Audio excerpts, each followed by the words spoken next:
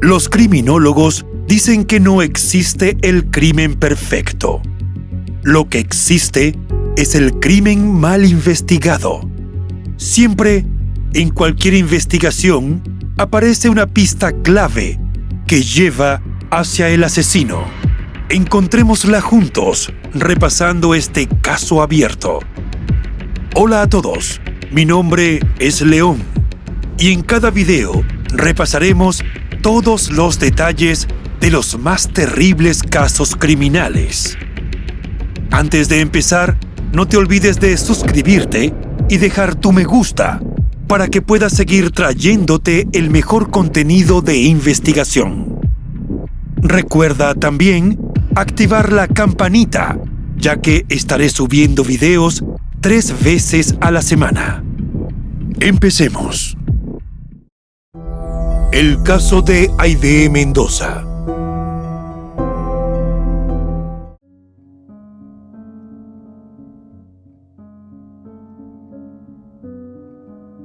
Aide Mendoza Jerónimo nació en el 2001 en la Ciudad de México.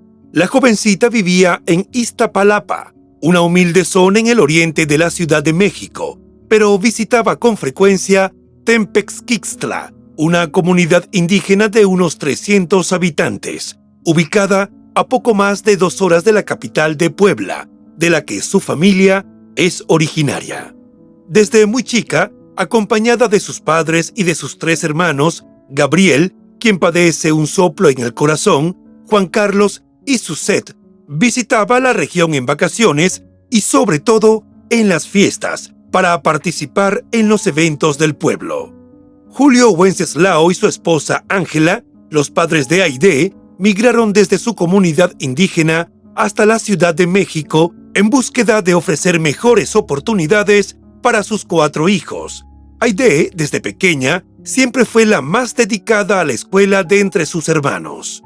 De acuerdo con amigos de la joven, se supo que Aide no actuaba como un adolescente cualquiera, no salía de fiestas, no tenía vicios ni malas juntas. Solo salía de su casa para asistir a clases en el Colegio de Ciencias y Humanidades, CCH, de la Universidad Nacional Autónoma de México, UNAM, o para ir a trabajar en una tienda de ropa, con el propósito de ahorrar y poder cumplir sus sueños. El dinero siempre había sido un obstáculo para la familia de Aide y por eso la joven era muy cuidadosa y organizada con sus gastos. Quienes conocieron a Aide aseguraron que la joven halló en la iglesia mormona un pilar desde que ingresó a esa fe a los 12 años. Ella fue alentada por su padre Julio, un panadero y músico que valoraba la fe, pero paradójicamente prefería no ir a la congregación. Diferente era su madre Ángela, quien trabajaba en una tienda de abarrotes y siempre acompañaba a Aide al servicio religioso en la Iglesia de Jesucristo de los Santos de los Últimos Días.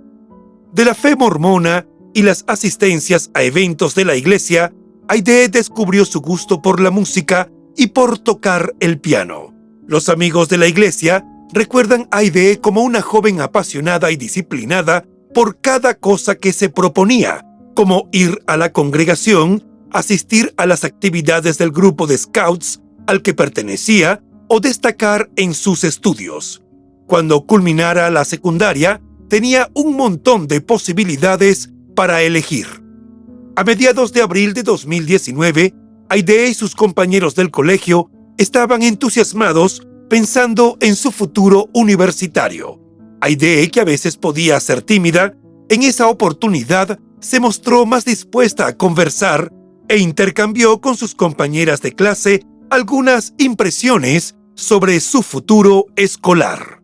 Ese día todos estaban hablando del pase reglamentado para ir a la universidad, una especie de formulario en el cual les mostraban varias opciones, entre las cuales debían elegir la carrera principal de su preferencia y una segunda opción. Como dato, los alumnos que estudian en el Colegio de Ciencias y Humanidades y concluyen el bachillerato en un máximo de 4 años con un promedio superior o igual a los 7 puntos, pueden optar por ingresar en la Universidad Autónoma de México sin hacerse el examen de admisión. Los chicos hablaban todos a la vez sobre el nerviosismo natural por ingresar a la universidad, por dejar el Colegio de Ciencias y Humanidades.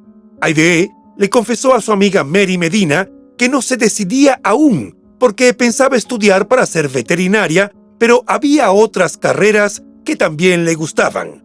La jovencita y sus compañeros estaban llenos de entusiasmo por un futuro que parecía prometedor. Pero, por desgracia, para Aide, esos sueños jamás se cumplieron. El 29 de abril de 2019, Aide, de 18 años, asistía a una clase de matemáticas en el colegio. Era un día caluroso. En el salón estaban 11 alumnos, otras versiones indican que eran 15, y un profesor.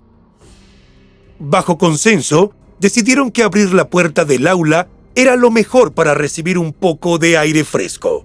Parecía una clase como cualquiera, hasta que escucharon un ruido similar al de una botella abriéndose. Alumnos y profesores se miraron entre sí, extrañados.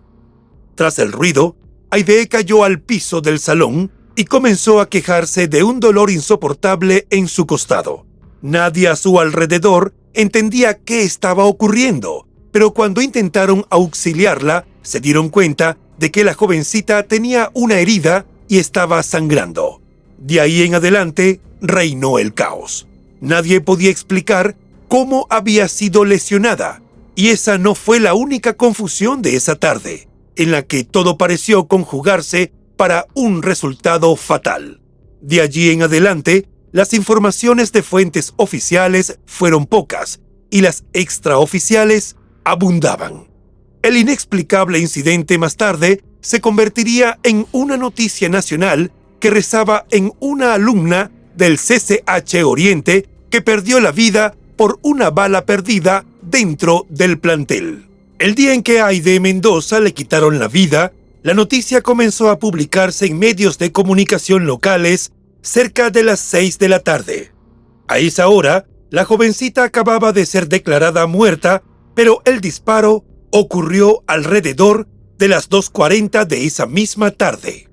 La cantidad de horas transcurridas entre el momento en que resultó herida y la hora de fallecimiento resultaba demasiado llamativa para la familia, que desde el primer momento denunció todas las trabas que enfrentó la jovencita para recibir atención. De acuerdo con Gilberta Mendoza, tía de Aide, la atención médica a su sobrina demoró mucho tiempo y era necesario establecer responsabilidades al respecto. Detalló que en primer momento fue atendida en el servicio médico del plantel, donde no había personal calificado, sino pasantes. En consecuencia, no pudieron auxiliar a la joven. Ese tiempo perdido, que se estimó en unos 45 minutos que estuvo allí, pudo haber marcado la diferencia entre la vida y la muerte. Fue luego de casi 2 horas de haber sido herida cuando llegó un vehículo del Escuadrón de Rescate y Urgencias Médicas, ERUM, que se hizo cargo de atender a Aide.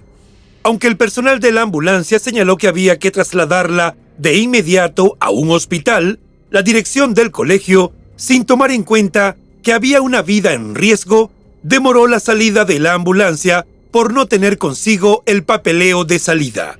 Tras esa demora inexplicable por una traba burocrática, finalmente Aide fue llevada al nosocomio, pero ya estaba muy débil y eventualmente no tuvo más signos vitales.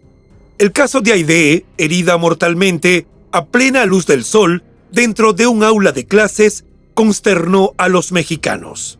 Ernestina Godoy, Procuradora General de Justicia de la capital mexicana, dijo en una entrevista con la cadena Televisa que el disparo que mató a Aide salió del aula, pero no dio detalles acerca de la investigación de quienes estaban dentro del salón esa tarde. Detalló que las autoridades contemplarían en la investigación el entorno escolar y familiar de la joven, así como lo que ocurrió en el plantel en ese momento y en los días previos. Posteriormente, a través de Twitter, comunicó que se había activado el protocolo de investigación en feminicidios.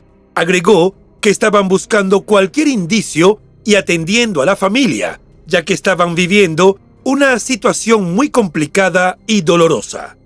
La procuradora también dijo que los análisis forenses les permitirían saber más sobre cómo se produjo el crimen. Además, explicó que estaban realizando entrevistas a los 9 o 10 jóvenes que se encontraban en el aula y que el profesor ya había declarado. Según Ernestina, el docente dijo haber escuchado unos ruidos, aunque no fueron muy fuertes, y pensó que la joven había sufrido un desvanecimiento, tal vez a causa del calor, antes de darse cuenta de que se trataba de algo más trágico. El centro universitario fue desalojado y las clases suspendidas para proseguir con los trabajos de investigación, pero se esperaba que se reanudaran muy pronto, mientras desde la UNAM se emitió un comunicado en el que solo se informó que la joven murió por una herida en el costado derecho, pero no dio más detalles.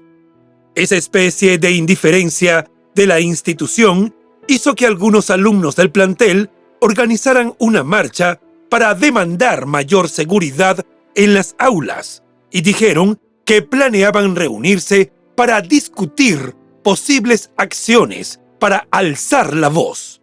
El trágico caso de Aidee recibió apoyo de la comunidad de estudiantes y fue gracias a la difusión de los medios de comunicación que se dieron a conocer los posibles hilos de investigación, ya que la postura de la Procuraduría de la Ciudad de México fue de mucho secretismo.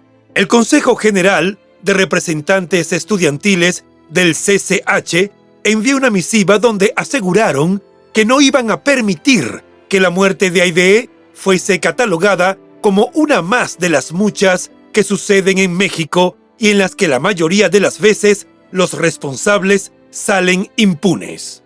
Según informaron medios locales, Aidee era la tercera alumna del CCH asesinada en menos de un año, y era el segundo caso que ocurría dentro de la sede de la UNAM. Se dio a conocer que en mayo de 2017 fue hallado el cuerpo de Lesbi Rivera Osorio, una estudiante de 22 años, en el Instituto de Ingeniería de esa misma universidad. La UNAM es la universidad más grande de México y una de las más importantes de América Latina. Cuenta con un estudiantado de más de 350,000 alumnos. Mientras las investigaciones parecían avanzar a un ritmo demasiado lento, llegó el día en que las autoridades de la CDMX les entregaron el cuerpo a sus familiares.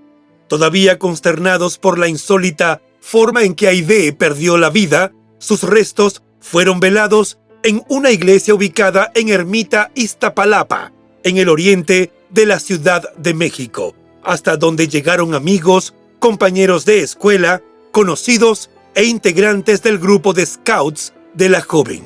Alrededor de las 19:00 horas, las personas presentes en el acto entonaron un himno SUD, un cántico representativo de la Iglesia de Jesucristo de los Santos de los Últimos Días, para despedirse de la joven, cuyos restos serían posteriormente trasladados a Puebla para darle sepultura conforme a su voluntad.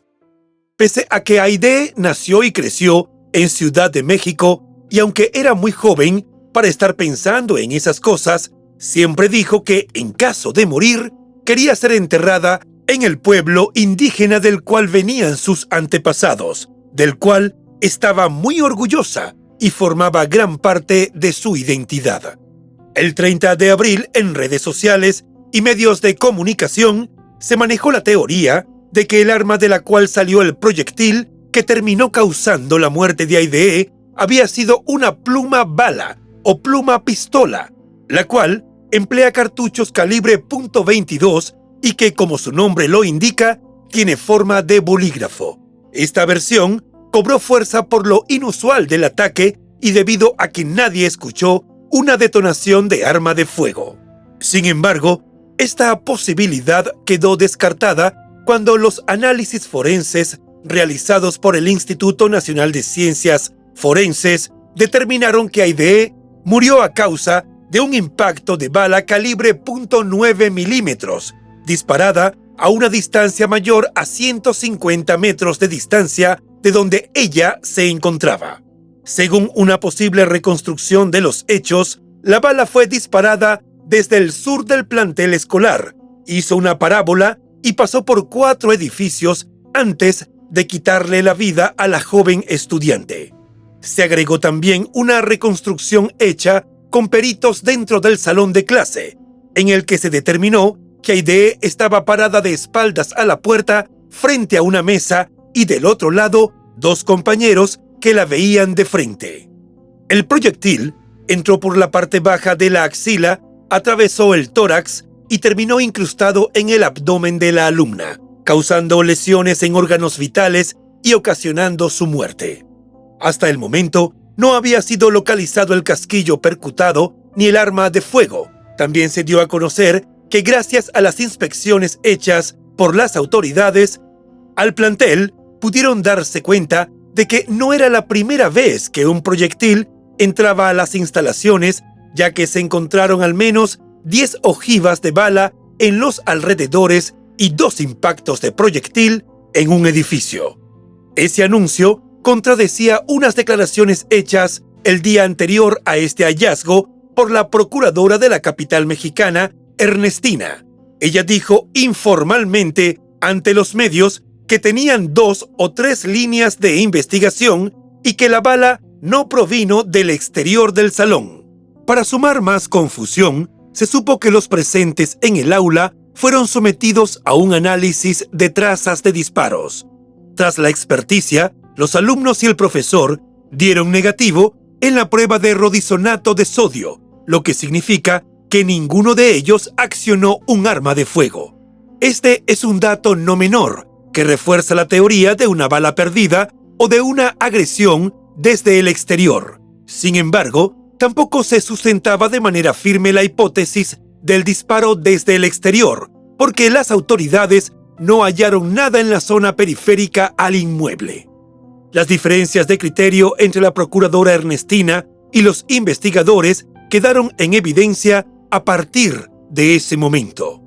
La funcionaria planteó sus dudas. En caso de que la bala proviniera de fuera del recinto, tuvo que esquivar muchos obstáculos como los muros del plantel, así como los árboles y ventanas. También debió entrar por la puerta abierta del aula y sin rozar ningún mueble ni un cristal, atravesar el cuerpo de la joven desde la axila para continuar haciendo daño en su interior. En ese sentido, lo que planteó la procuradora les pareció lógico a los compañeros de Aidee. Era extremadamente enrevesado el recorrido que debió hacer el proyectil mortal. Parecía más probable que el disparo fuera cercano, pero nadie tenía rastros de pólvora. En medio de ese aparente callejón sin salida, la familia de Aidee esperaba respuestas que nadie podía darles. El 2 de mayo de 2019, el colectivo Rosas de Oriente demandó el inmediato esclarecimiento del asesinato de Aidee. En una carta pública, explicaron que la muerte de la joven debía ser catalogada como feminicidio y solicitaron la destitución del director general de CCH, Benjamín Barajas, y el director del plantel, Víctor Efraín Peralta Terrazas. Los responsabilizaron de no informar debidamente lo que ocurría a la comunidad universitaria el día que murió Aidee, de no atender las demandas de seguridad al interior y al exterior de la escuela que ya se habían presentado antes de los hechos. Los alumnos hicieron énfasis en que no era el primer caso de violencia. El asesinato de Aidee se sumó a la desaparición y posterior feminicidio de otra alumna identificada como Miranda Mendoza, a otros casos de violencia en los alrededores del plantel y contra otras miembros de la comunidad universitaria, como el feminicidio de Lesbi Berlín Rivera Osorio y la desaparición de Mariela Vanessa. Merixel Medina, de 18 años, del mismo curso que la joven asesinada, dijo además que desde que mataron a Aidee, las autoridades habían dado información contradictoria y poco fiable de lo que sucedió, y debido a esto, el estudiantado exigía la verdad. Para el 4 de mayo, los rumores e informaciones publicadas en torno al crimen de AIDE se contradecían. Según denunciaron los medios, la complicación era tal que cada vez había más preguntas estrellándose contra los muros de concreto de la Procuraduría de la capital mexicana. El organismo se escudaba en el secreto de la investigación para no dar detalles. Otras instancias del poder tampoco colaboraban con el tema informativo. Parecía que todos querían cuidarse las espaldas. Por ejemplo, al ser cuestionada sobre este caso, la jefa de gobierno, para ese momento, Claudia Sheinbaum, dijo que tenía información, pero no quiso abundar en detalles, ya que se trataba de una investigación en curso, por lo que pidió que el avance de las investigaciones lo informara la Procuraduría General. Aclaró ante los medios que eran los fiscales quienes estaban a cargo de las investigaciones y la información, y eran ellos quienes estaban en contacto con la familia. Pidió respeto para la familia y aclaró que los Mendoza tenían el derecho de recibir primero la información de las investigaciones. La mandataria capitalina también trató de librarse de cualquier responsabilidad en materia de inseguridad del estudiantado. Lo cierto fue que el asesinato de AIDE puso de relieve fallas en ese sentido. La funcionaria agregó que los 4 colegios de ciencias y humanidades que se ubicaban en la Ciudad de México, así como las 9 preparatorias, contaban con un plan llamado Sendero Seguro, creado para que los alumnos pudieran llegar y salir de las instalaciones con la mayor seguridad posible. También dijo que se abrieron 5 nuevas rutas en la red de transporte de pasajeros a preparatorias y CCH para favorecer el transporte nocturno desde las preparatorias hasta el metro. Mientras la jefa de gobierno afirmaba que no escatimarían esfuerzos para generar la seguridad del estudiantado, los alumnos denunciaban que eran promesas vacías y que, en todo caso, esas respuestas llegaban tarde para AIDE y su familia. Se preguntaban cuántas muertes de estudiantes hacían falta para que se tomaran las medidas de seguridad que reclamaban desde tiempo atrás. En medio de reclamos estudiantiles, hermetismo y muchas contradicciones, finalmente hubo información oficial en diciembre de 2019. La procuradora Ernestina reveló el peritaje final de la Procuraduría General de Justicia de la Ciudad de México, realizado en coordinación con especialistas de la Universidad Nacional Autónoma de México. Según detalló, se logró establecer con absoluta precisión que el disparo que acabó con la vida de AIDE se realizó desde adentro del plantel, con un arma Glock calibre .9 milímetros perteneciente a la Secretaría de Seguridad Ciudadana SSC y que le fue robada a un funcionario de seguridad. Dijo que esta versión fue confirmada por estudios realizados por el Instituto Politécnico Nacional IPN, los cuales fueron coincidentes, aunque con una diferencia de centímetros. En ese sentido, el padre de AIDE dijo a los medios de comunicación que el procurador de averiguaciones previas, Rodrigo Riva, le había informado en una reunión que, según las informaciones oficiales, el disparo que le quitó la vida a su hija se había hecho a solo 50 metros del salón de clase. Según los nuevos peritajes, la bala provino del patio del salón de clases. Ante las innumerables críticas debido a lo contradictorias que resultaron las informaciones iniciales y todo el mal clima que eso generó, aclaró que esta investigación no se hizo con falta de precisión. Dijo que, por el contrario, se revisó toda la evidencia una y otra vez porque los fiscales tuvieron que ponerse de acuerdo con los especialistas de la UNAM, que tenían algunas dudas respecto a los peritajes y los dictámenes que se tenían.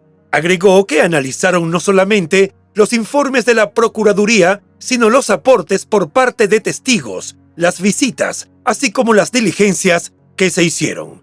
Aclaró que, de acuerdo con los testigos, nadie escuchó la detonación, En esta declaración dio una cifra que a todos sorprendió porque dijo que solo las 15 personas que se encontraban a un lado de la joven fallecida dijeron haber escuchado un ruido similar al de una botella al abrirse. En sus anteriores declaraciones, esas personas no pasaban de una decena. Ese sonido, de acuerdo con la Procuraduría, se debió a que utilizaron una mochila como silenciador del arma. Ernestina informó ese día que había sido detenido un sospechoso, pocas semanas después del asesinato de Aidee. Era un sujeto que presuntamente se dedicaba al narcomenudeo en las inmediaciones de la escuela. Sin embargo, hasta ese momento solo se le imputó el robo del arma de fuego.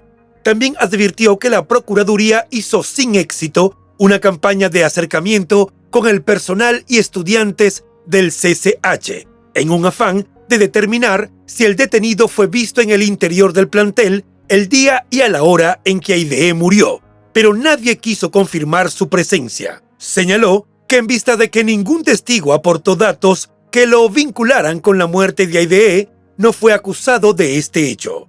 Mientras el tiempo seguía pasando, la familia de la jovencita asesinada luchaba por sobreponerse a la pérdida y por conseguir justicia. Cuando se cumplió un año de la muerte de Aidee, el crimen que acabó con su vida seguía envuelto en incertidumbre.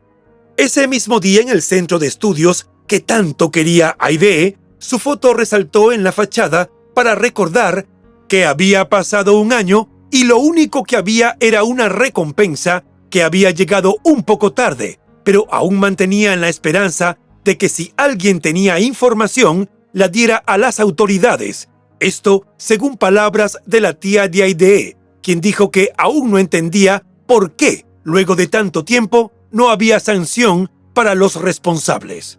Una de las principales exigencias de los familiares de Aidee era que la investigación fuera reclasificada como feminicidio y que se considerara como agravante el hecho de que la jovencita pertenecía a una comunidad indígena. Hasta ese momento, la carpeta o expediente del caso estaba abierta como homicidio. También pidieron que tanto autoridades de la Fiscalía de Ciudad de México como de la UNAM reconocieran sus fallas al tratar el caso como un accidente. Gilberta, la tía de Aidee, ha sido el familiar más activo de los Mendoza al hacer los reclamos, ya que los padres de la joven son personas con pocos recursos. La tía manifestó en una entrevista que la familia mantiene confianza en la recompensa para encontrar al responsable y conseguir justicia a pesar del tortuoso camino enfrentado. Destacó que no solo era preocupante la opacidad de información, sino también las presuntas amenazas que había recibido la familia contra su integridad, aunque no ahondó en detalles sobre ese aspecto que nunca había mencionado antes. Un año después de haberse despedido de Aidee, todavía no lograban tener una representación legal adecuada frente a un caso plagado de interrogantes, dijo Gilberta, quien pertenece a un movimiento feminista y externalizó que las mujeres están hartas de callar. Ella consideró legítima la demanda de las estudiantes por conocer la verdad sobre el asesinato de Aidee, ya que los problemas de inseguridad no solo causaron la muerte de su sobrina, sino que afectaron a todo el estudiantado. En cuanto a la situación de los allegados a la jovencita asesinada, la mujer señaló que todos extrañaban aquella sonrisa cálida de Aidee, a quien describió como una persona que siempre tenía la disposición de ayudar cuando las personas lo necesitaban. Comentó que tenía el deseo de estudiar en la universidad, viajar y formar una familia. En medio del proceso de peticiones de justicia para Aidee, sobrevino la emergencia sanitaria mundial en 2020, con lo cual se prohibieron las concentraciones públicas. Las redes sociales se convirtieron entonces en los lugares para recordar que su caso no estaba olvidado. Lo último que la Fiscalía General de Justicia de la Ciudad de México informó fue sobre una recompensa de hasta 2 millones de pesos mexicanos, unos $117,000, para quien ofreciera datos sobre los responsables del feminicidio de la joven alumna, pero de esto y las líneas de investigación, la familia no ha sido comunicada y la carpeta fue reasignada. En entrevista con SDP Noticias, Gilberta contó que en la última reunión con la Fiscalía General Capitalina, la familia conoció los resultados de una investigación realizada por la Secretaría de la Defensa Nacional, donde refirieron que la bala fue detonada a una distancia de 40 a 50 metros dentro del plantel. Sin embargo, esta parte del caso no ha sido completamente esclarecida. Al contrario, consideran que las autoridades querían ocultar esta información. También señaló que quien impulsó la publicación de la recompensa para recibir información de los responsables fue la recién nombrada fiscal especializada en feminicidio, Sayuri Herrera, pero al poco tiempo de su decisión, el caso fue reasignado. En su resumen de insatisfacciones con todo lo ocurrido, también dijo que la UNAM y la administración del Colegio de Ciencias y Humanidades, CCH Oriente, habían evadido sus responsabilidades en todo momento. Agregó que los parientes de Aidee seguían sin recibir apoyo o acompañamiento de ambas instituciones. Quienes se acercaron a la familia para seguir exigiendo justicia fueron los colectivos de alumnas. En el 2021, a 2 años de la muerte de Aidee Mendoza, mientras se encontraba en clases en un aula del colegio donde estudiaba, el caso seguía sin esclarecerse y se insistía en 2 hipótesis. Una, que el disparo se efectuó desde afuera del plantel, y otra, que fue desde el interior.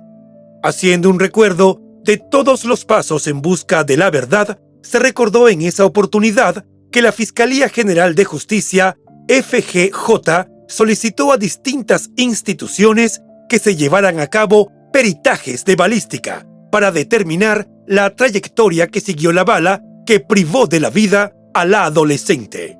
En total, fueron elaborados 4 dictámenes distintos. 3 de ellos coincidieron en los resultados. Determinaron que el disparo se hizo desde afuera del plantel, que está ubicado en la alcaldía Iztapalapa y a unos metros de un campo de tiro de la Marina. El único que difirió del criterio general fue el dictamen elaborado por la UNAM. Como parte del aniversario luctuoso de Aidee, algunos alumnos se dieron cita en el colegio donde la jovencita estudiaba para exigir justicia, y también a través de redes sociales se desplegó una campaña en la que pidieron que se esclareciera el fallecimiento de la joven. Mientras la justicia no da más respuestas, la familia de Aidee Mendoza, sus compañeros de instituto y algunos movimientos feministas siguen participando anualmente en eventos conmemorativos. La idea que tienen es mantener a Aidee viva mediante el recuerdo de sus seres queridos y recordar al pueblo mexicano que hay una familia incompleta que clama por justicia para la joven llena de sueños cuya vida fue interrumpida en condiciones que aún no quedan claras. Los allegados dijeron que están dispuestos a seguir presionando para que las autoridades cumplan su trabajo y lleven ante la justicia a los culpables de atroces crímenes que atentan con la sociedad y ensombrecen a las familias. La información que aporten los particulares será recibida en la Coordinación de Investigación Estratégica, ubicada en Gabriel Hernández número 56, Colonia Doctores, Alcaldía Cuauhtémoc, o al número telefónico de la Fiscalía General de Justicia de Ciudad de México, que estará apareciendo en su pantalla.